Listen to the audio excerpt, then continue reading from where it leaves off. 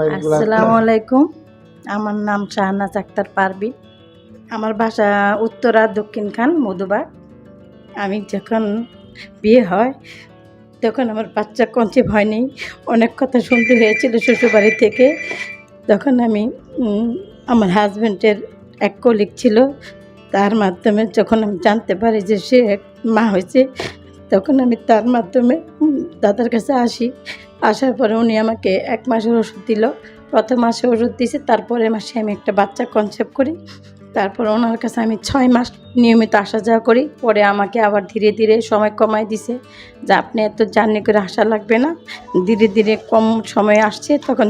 তখন 2000 পরে আমার বাচ্চা জন্ম নিল, একটা ছেলে বাচ্চা জন্ম নিল। আমার ছেলের নাম দাদাই রাখছে।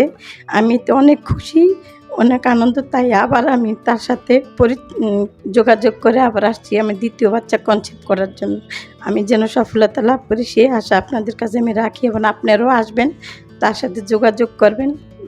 সব কিছু আল্লাহ তাআলার মালিক, দেওয়ার মালিক, কিন্তু একজনের মাধ্যম লাগে। তাই আমি মনে করি যে আপনারা যেন তার কাছে আসেন, সফলতা লাভ করেন।